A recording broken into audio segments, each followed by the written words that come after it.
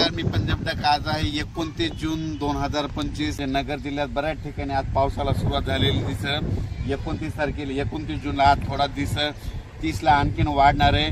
मात्र 1, 2, 3ला मग संपूर्ण भागामध्ये तुमच्या नगर जिल्हा, धाराशिव जिल्हा, बीड जिल्हा, लातूर जिल्हा या भागात पाऊस पडलेला दिसत. पुण्याच्या 4 जिल्ह्यातल्या या शेतकऱ्यांना अंदाज दिला. पूर्व विदर्भातल्या शेतकऱ्याला सांगू इच्छितो की पूर्व विदर्भामध्ये नागपूर, वर्धा, भंडारा, गोंदिया, चंद्रपूर, यवतमाळ, अकोला, वाशिम, हिंगोली, बुलढाणा, जळगाव या जिल्ह्यातल्या सर्व शेतकऱ्याला सांगू इच्छितो की तुमच्या इकडे 29 जूनला म्हणजे आज तिकडे पाऊस पडणार आहे. पण 1, 2, 3 जुलैला मात्र तुमच्या इकडे मुसळधार पाऊस पडणार आहे. विदर्भ, पूर्व विदर्भ 6 जिल्हे, पश्चिम विदर्भ 5, 11 जिल्ह्यामध्ये मुसळधार पाऊस पडणार आहे. कुठं अतिवृष्टी होणार आहे, कुठं भाग बदलत पाऊस पडणार आहे, कुठं रिमझिम पडणार आहे. मग सांगायचं झालं तर यवतमाळ जिल्ह्यामध्ये खूप जोरात पाऊस पडणार आहे.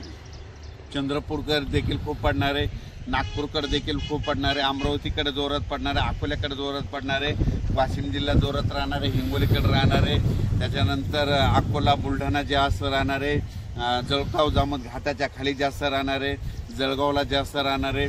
तिकडे पाऊस पडत असल्यामुळे त्याच्यामुळे जालन्याला देखील पाऊस पडणार आहे, संभाजीनगरला देखील पडणार आहे. म्हणजे सांगायचं झालं तर पूर्व आणि पश्चिम विदर्भ 11 जिल्ह्यामध्ये चांगला पाऊस पडणार आहे.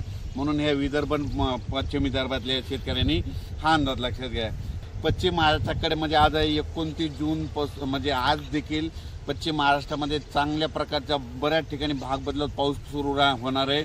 सांगलीकडं, साताऱ्याकडं, त्याच्यानंतर पंढरपूरकडे देखील, नगर जिल्ह्यात देखील बऱ्याच ठिकाणी पाऊस सुरू होणार आहे. म्हणून ही पश्चिम महाराष्ट्रातल्या शेतकऱ्यांनी अंदाज लक्षात घ्यायचा. सोलापूरकडे देखील बऱ्याच ठिकाणी पाऊस पडणार आहे.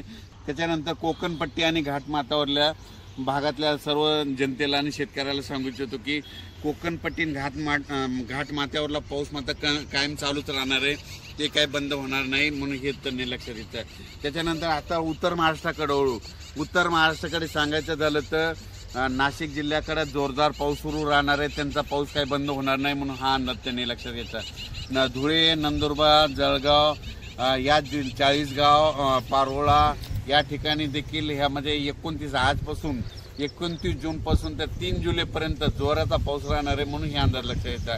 ते 29 पासून तर 3 जुलैपर्यंत गुजरात, मध्य प्रदेश आणि राजस्थानकडे पाऊस पडत असल्यामुळं त्याचा असर आपल्या महाराष्ट्रावर उभी होणार आहे. म्हणून हे त्यांनी लक्षात घ्यायचं. पण राज्यात याच्यानंतर तुम्हाला एक सांगू इच्छितो की 5 जुलै, 6 जुलै आणि 7 जुलै दरम्यान परत राज्यामध्ये पाऊस भाग बदलत येणार आहे. म्हणून हे लक्षात घ्यायचं. त्याच्यानंतर 10 जुलै ते 15 मध्ये देखील राज्यात पाऊस असणार आहे. म्हणजे सांगायचं झालं तर राज्यात असा एकदम 1 महिन्याचा, 15 दिवसाचा, 20 दिवसाचा खंड पडणार नाही. पाऊस येतच राहणार. आज ह्या भागात राहिला तो दुसऱ्या भागात राहील, पण राज्यात पाऊस कंटिन्यू चालूच राहणार आहे. अचानक वातावरणात बदल झाला तर लगेच एक मेसेज दिला जाईल. धन्यवाद.